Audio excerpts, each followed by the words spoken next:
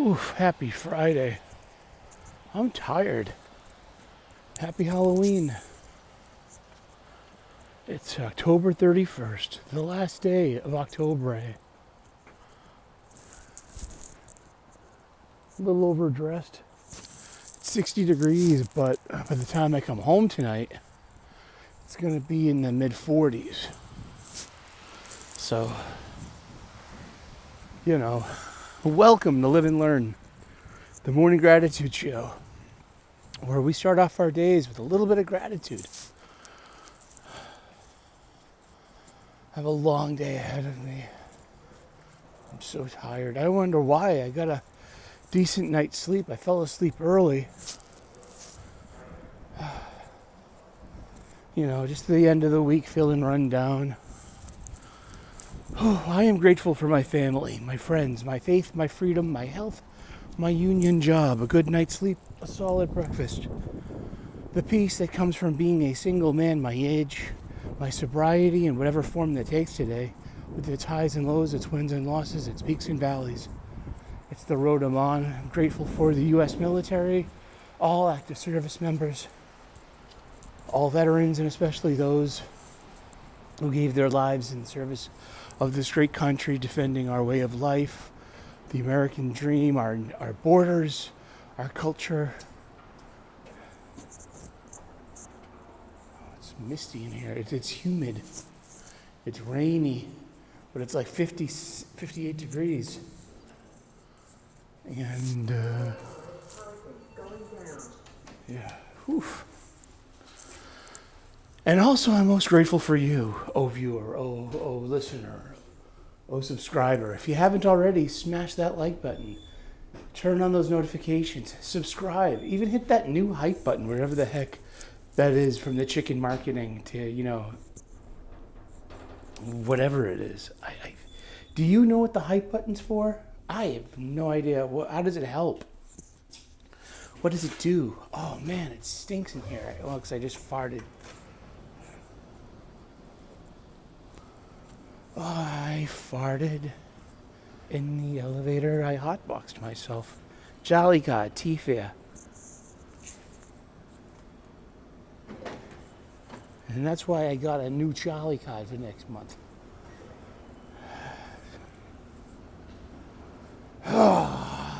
Sorry. And we also start off our day with a little bit of patriotism. I pledge allegiance to the flag of the United States of America and to the republic for which it stands, one nation under God, indivisible, with liberty and justice for all.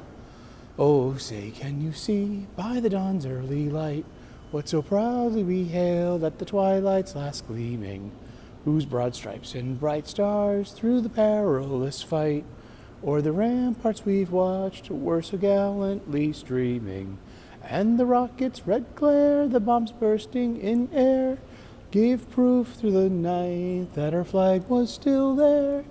Oh, say does that star-spangled banner yet wave o'er the land of the free and the home of the brave.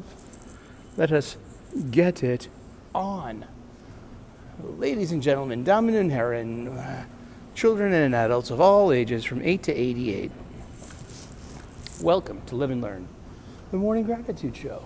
And on Fridays, we do a special edition, a magazine show called Apolitically Incorrect, where I flex my apolitical acumen in my middle-of-the-road position in this ever-increasingly polarized sphere of internet life and of news, the 24/7 news cycle, and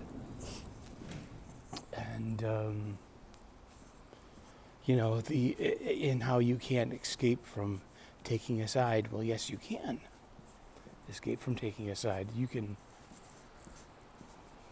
have your own side. You can cobble together your own philosophy and your own values and your own point of view, and you can do something about it. You can... Yeah, I got a sweatshirt on. Okay. Hold on one second here. Ugh, yucky cucky.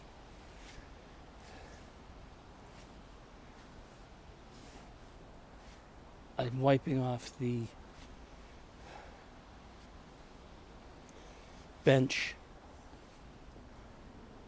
Okay. So I'm not sitting in pigeon droppings. Hi, yeah, wow, I was gonna call out sick today, but I'm not that sick. I got plans tonight. I'll feel better once I get the earth moving under my feet. And I got plans with my friend Thomas tonight to hang out in town, get some supper, go to an arcade and play some pinball. But it's Halloween night, and I usually stay in on Halloween night. It's fucking amateur night, and it's just people give themselves permissions to not care about their impact on you. And people give themselves permissions to, do stupid shit. It's kind of like I also stay in on New Year's Eve and St. Patrick's Day in Boston here. It's amateur nights, seriously. So wish me well, wish me luck on amateur night 3 of the scheduled year. What else? Yeah, so it's Apolitically Incorrect Friday. I used to have a big political acumen. I used to give a shit about politics. I used to read the op-ed, the opinion editorial section of the newspaper. I used to watch Meet the Press, which is a Sunday magazine show on NBC, which was about the political roundup. It was back in the Tim Russert days, so that's really dating it too. Like, whoa, that was like forever ago. I mean,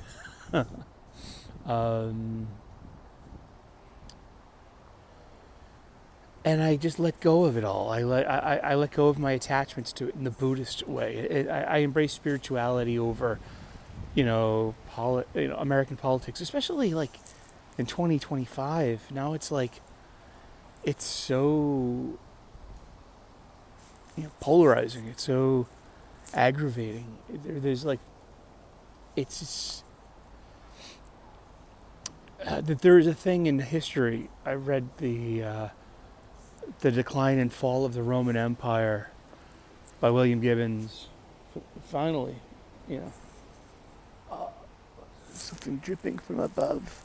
Well, it wasn't a dropping. It was a bird dropping. It was a rain dropping. Hold on. I have to do this thing with my handkerchief that requires.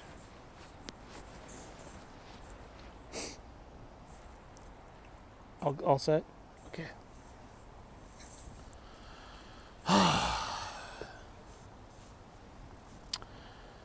And, sorry, I'm low energy this morning, but I'm grateful and blessed. I got a good night's sleep. I had a solid breakfast with some coffee,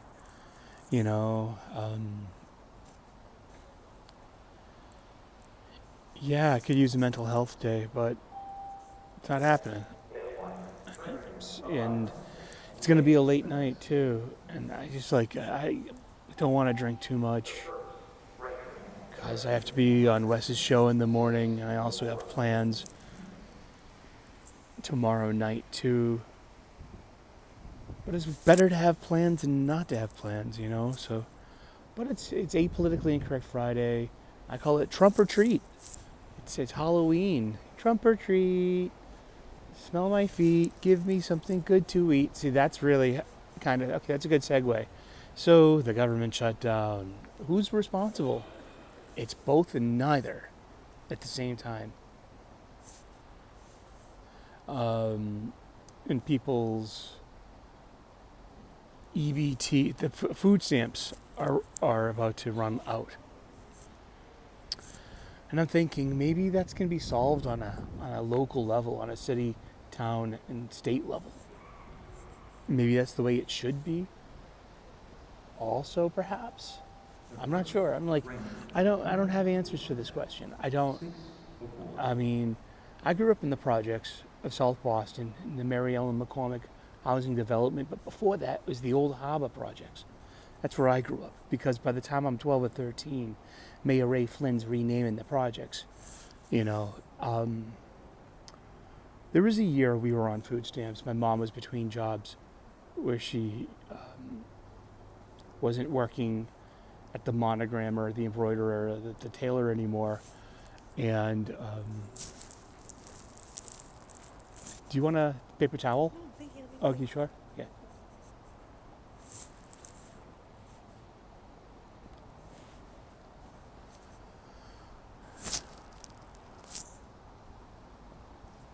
I feel bad. I should have wiped it off for her. Then she would have sat down.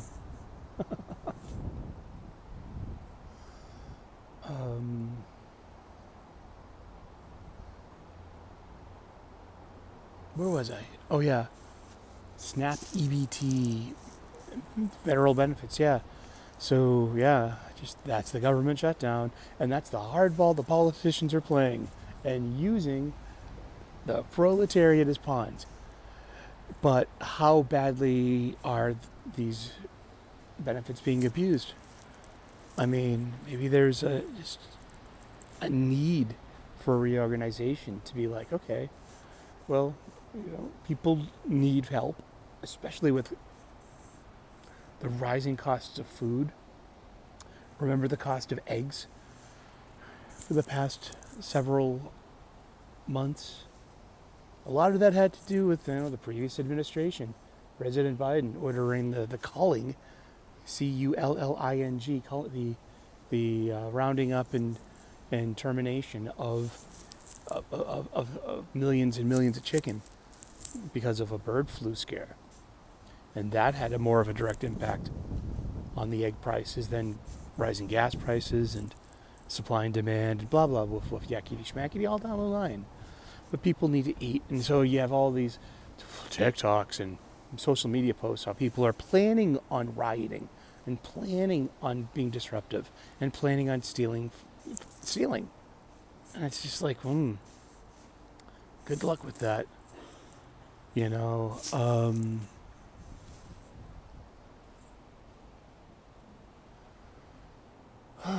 good luck with everything, I guess. Sheesh. I'm going to get a huge coffee at work. I got to stay off of I guess still got to stay away from the sugar because it's I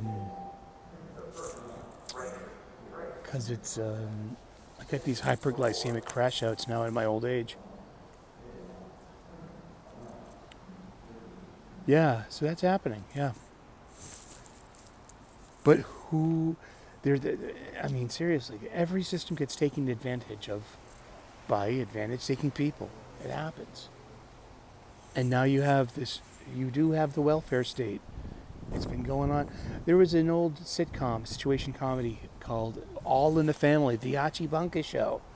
And they had the famous opening theme song with the two stars, the married old couple, they're just like, their kids are hippies and they're like, they're their generation and didn't need no welfare state. Everybody pulled their weight. Gee, the old LaSalle ran great. Those were the days, pining back for, a yesterday that we'll never have again. So, yeah, just Trump or treat. Is it Trump's fault for not, is it the Republicans' fault? Is it the Democrats' fault? It's everyone's fault, I guess. Or no one's fault entirely. And it's all reasons to point fingers, to get even more politically divisive. A couple of more apolitically incorrect points of note of the week. The ridiculousness of Democrats and progressives saying things about Trump's health, acuity, and mental faculties. And these are the same people that didn't have the same sense of self-awareness or concern regarding President Biden's obvious decline in mental faculties and health and everything. Perhaps we need age restrictions. There needs to be age limits, term limits for Congress and age limits for all politicians. Maybe there's a point where they're too old. President Trump's 79 years old. I don't think he's going. There is no third term for any that's not going to happen. He'll be 81 years old, 82 years old. You can't sell me on that. It's not going to happen. You should be more worried about. Democrats should be more worried about providing an opportunity to neutral voters to sway them over to their side with a sane, reasonable, and likable candidate that can represent more people's values and needs, blah, blah, blah. 2 minutes until the train gets here. Oh, boy.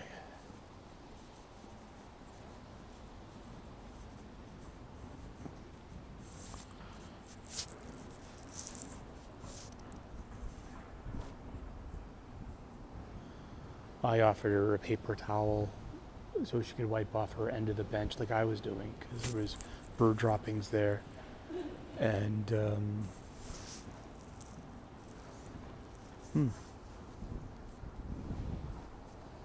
like I said, maybe I should have just done it while I was doing it. It would have been nice paying it forward. Worrying about other people, taking care of other people in a way. It's part of, human nature to do that. But yeah, I mean, there's a ridiculousness and a kind of like inescapable kind of like, are you kidding me? Are you really kidding? You're not kidding?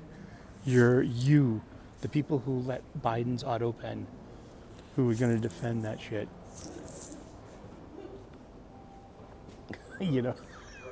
And now you're gonna, all right, sure, I get it. And also, the ridiculousness too of the White House renovations. Of like the party that wants to tear down statues and replace history with their own version of history. Now they have a problem with tearing down a part of the White House to reconstruct something. It's again, how am I supposed to take you seriously? I'll take the train instead. Here it comes. Oh, goody, it's an old train. Awesome.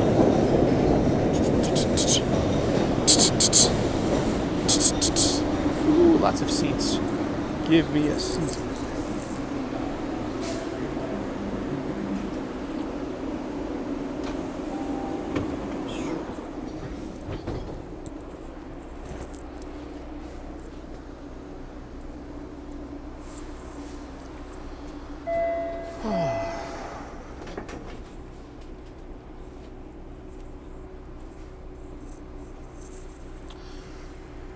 Yeah, it's Halloween. I got no costume on.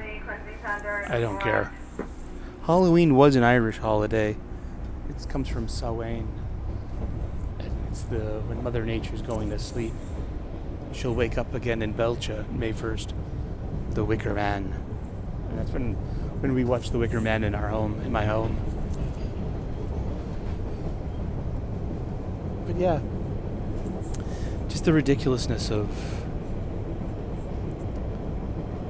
it's okay when you guys do it, but it's bad when the other side does it. That doesn't work. I'm telling you this from my cheap seats in the middle. The guy who says I need a left and a right wing in order to achieve and maintain flight.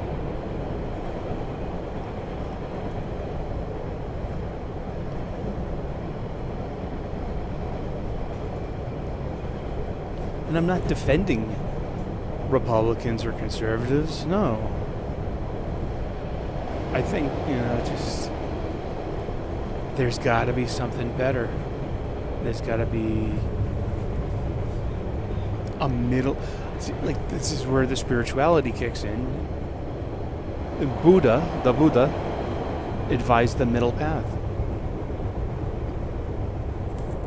Somewhere in between happiness and sorrow, rain and sunshine, changing seasons. It's a middle path.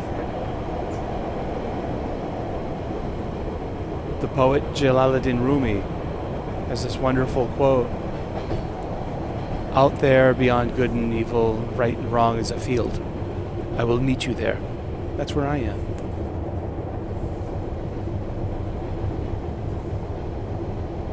I got no fucks left to give about American politics or even international politics. But I did once, and it was a cycle, it was a phase. It came and it went. Now I focus on different things. Entering Quincy Center to the left.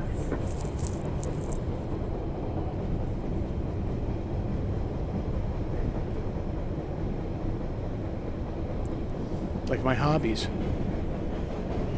Or like and another apolitically thing. It's more of like just staying out of it instead of like I'm not taking a side. I am just kind of exhausted, disgusted. You know, literally, the progressive left Democrats have shown they are the party that accepts political violence. Somewhere along the way, you really did adopt that with between Charlie Kirk, between President Trump last year, and even in my own hobby of comic books, there is at DC Comics, there are like 3 or 4 really awesome writers and artists, and I love what they do, but just if they've extolled the virtues of political violence because of their bias, and I'm like, oh man, really? Like Mark Wade, those Bluesky tweets he made about bad aim. Daniel Warren Johnson reposting a private commission he did of Absolute Batman choking out an ICE officer. It doesn't matter how I feel about ICE or not. It matters that, like, holy shit, that's an imaginary character performing violence against it, like a real life stand-in for somebody's bias, and then someone like Scott Snyder rebroadcasts that, amplifies that, and it's all these creators like Dev Ramalak. I mean, just like, I love his art, and it's just like, oh, way to go, man. Like, I get it. It's just as bad. I mean, and I hear things about Jeff Lemire too, and I'm like, oh God, not him too. And just, hey, the arts are filled with lefty people, sure, always has been. But now it's like, oh gosh, if I give you patronage, I don't want to give you patronage anymore because of, like, geez, I get it. You want political violence. You think that's going to solve problems, and honestly, it just and historically, that's how you do solve problems. And I'm just afraid that the right, to the conservatives and Republicans, are going to catch up with you. Because if you think it's okay, they're going to have to think it's okay too.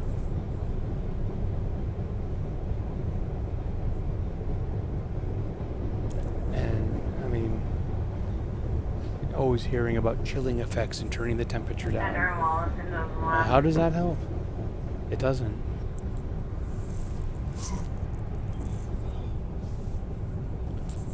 I don't know. I don't have answers. All I have are more questions. But it's apolitically incorrect.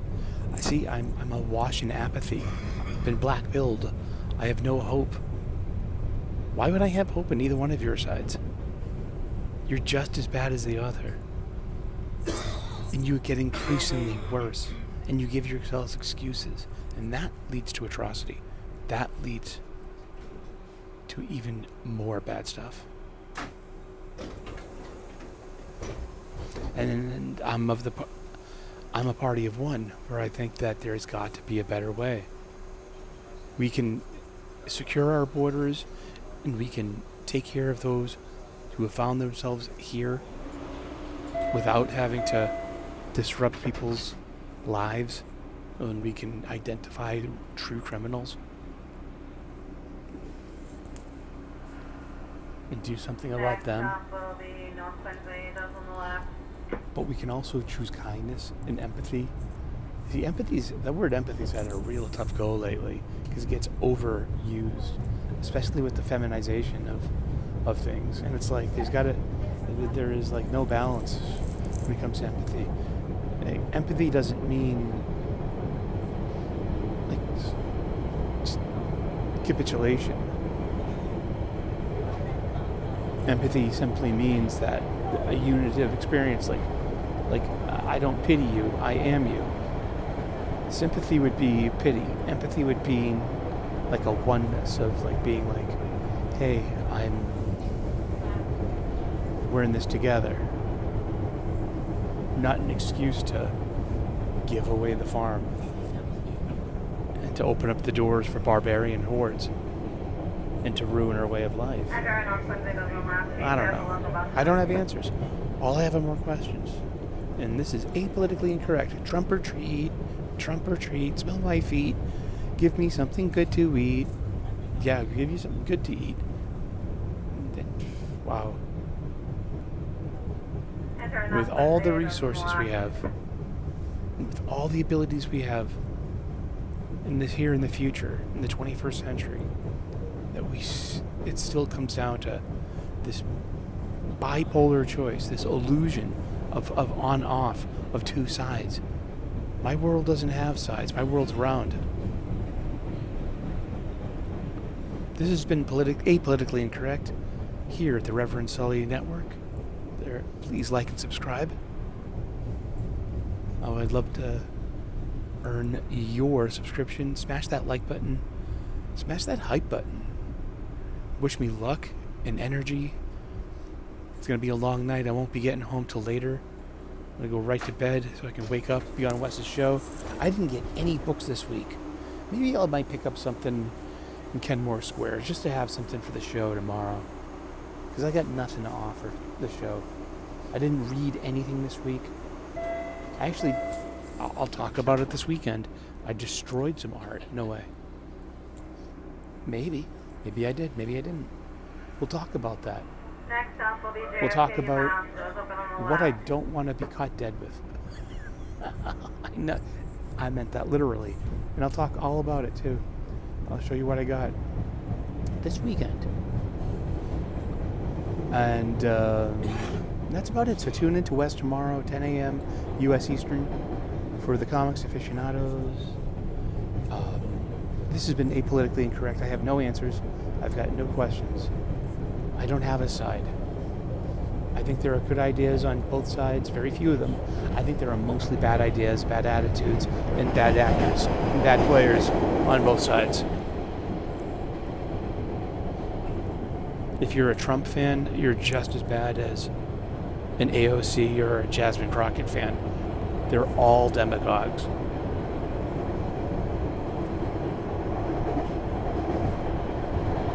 I got no answers for that. I got none. But this has been Apolitically Incorrect, the Friday Apolitically magazine show I started in the election cycle a year ago. So I guess Apolitically Incorrect is over a year old. Let's call it happy birthday, Apolitically Incorrect. Let's call it our first anniversary. We probably started earlier than late October. But that's about it. I have political values. I have political ideas.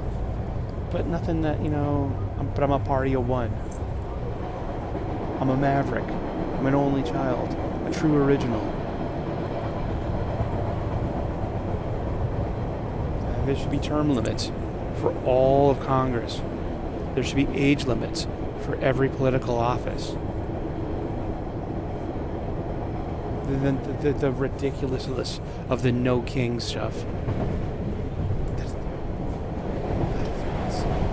When you have someone like Nancy Pelosi or Chuck E. Schumer, all of these people that have been in office for decades. Wow, I mean, there should be some Republican people too, like Orrin Hatch, I guess. that a Republican? I don't know. Yeah. Well, I don't care. All right. God bless. Namaste. Good luck. We'll see you with more videos. Bye.